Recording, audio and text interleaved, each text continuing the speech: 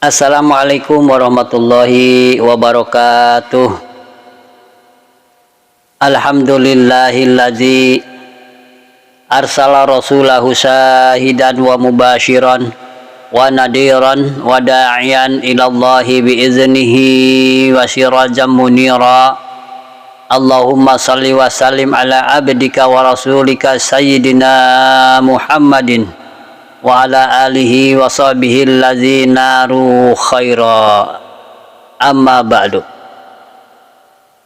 Segala puji bagi Allah yang telah mengutus Rasulnya untuk menjadi saksi, pemberi kabar gembira dan pemberi peringatan, serta dan untuk menyeru kepada agama Allah dengan izinnya dan untuk jadi cahaya yang menerangi. Ya Allah, limpahkanlah salawat serta salam kepada hamba dan utusanmu Muhammad sallallahu alaihi wasallam, keluarga serta sahabatnya yang memperoleh kebaikan. Para pemirsa yang dirahmati Allah subhanahu wa ta'ala, kita jumpa lagi di Cermin Ceramah Minimalis.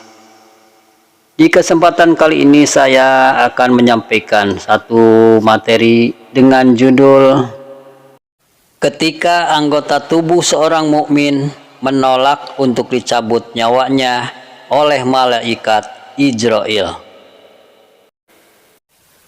Sebagaimana yang telah diterangkan dalam sebuah hadis, bahwa ketika malaikat maut akan mencabut nyawa orang yang beriman, maka ruhnya akan berkata, "Aku tidak akan mematuhimu selama kamu belum diperintahkan oleh Allah subhanahu wa ta'ala." Untuk hal itu, maka malaikat maut berkata, "Aku telah diperintahkan oleh Allah subhanahu wa ta'ala untuk mencabut nyawamu." Kemudian ruh itu meminta bukti, seraya berkata lagi, "Sesungguhnya Tuhanku telah menjadikan diriku dan memasukkanku ke dalam jasadku, sedangkan kamu tidak mengetahui peristiwa itu. Lalu mengapa sekarang kamu menghendaki untuk mengambilku?" Setelah itu malaikat maut kembali kepada Allah subhanahu wa ta'ala dengan tangan hampa, sehingga beliau bertanya kepadanya, "Sudahkah kamu mencabut nyawa hambaku itu?" Maka ia berkata, "Wahai Tuhanku, sesungguhnya hambamu itu telah berkata demikian dan demikian, dan dia minta suatu bukti dariku." Kemudian Allah subhanahu wa ta'ala berfirman, "Benar apa yang telah dikatakan oleh ruh hambaku itu. Oleh sebab itu sekarang pergilah ke surga dan ambillah buah apel, di mana di atas buah apel tersebut terdapat tandaku. Kemudian tunjukkanlah buah apel itu kepada ruh hambaku tadi." Maka malaikat maut segera pergi ke surga dan mengambil buah apel yang telah dimaksudkan oleh Allah subhanahu wa ta'ala. Lalu ia turun kembali kepada ruh orang yang beriman tadi, seraya memperlihatkan buah apel yang telah diambilnya dari surga.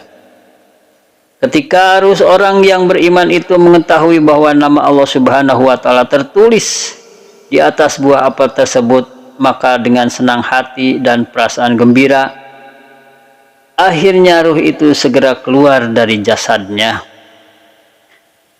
Dalam sebuah riwayat yang lain juga telah diterangkan bahwa ketika Allah subhanahu wa ta'ala akan mencabut ruh orang yang beriman, maka diperintahkan malaikat maut untuk mencabut ruh orang yang beriman itu dari arah mulutnya.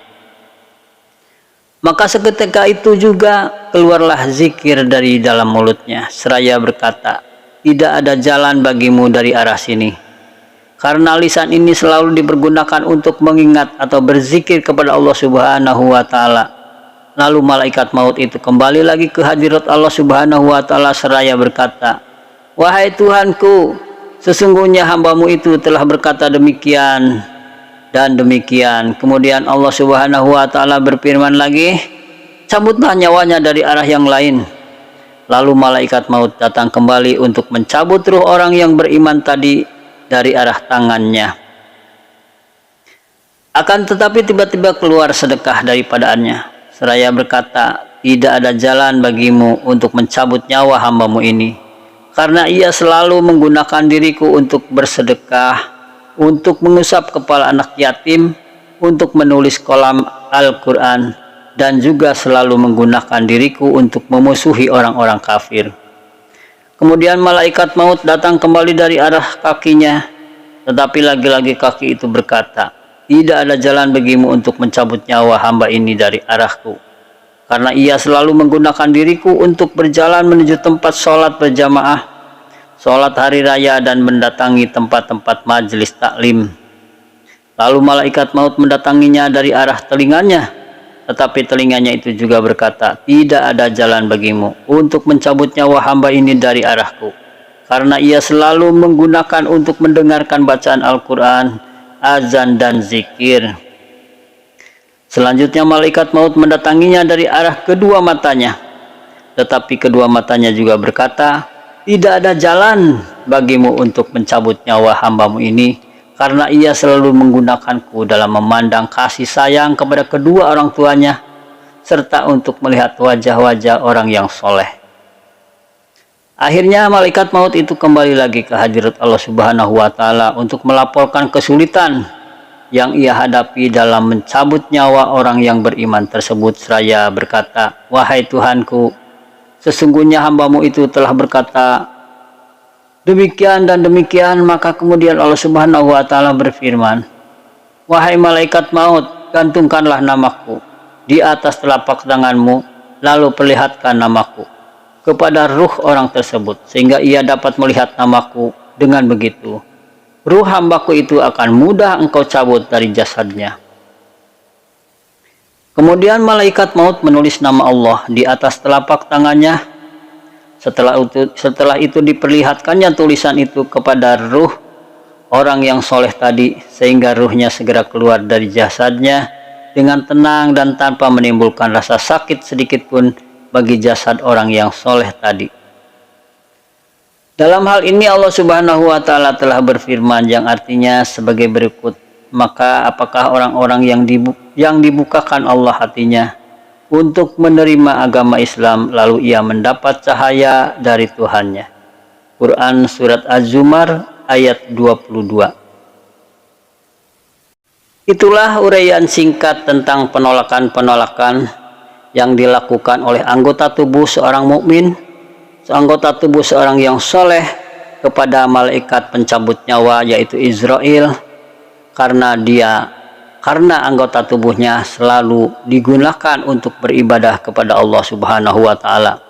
Demikianlah uraian singkat tentang anggota tubuh seorang mukmin yang menolak dieksekusi atau dicabut nyawanya oleh malaikat Israel ketika akan mati.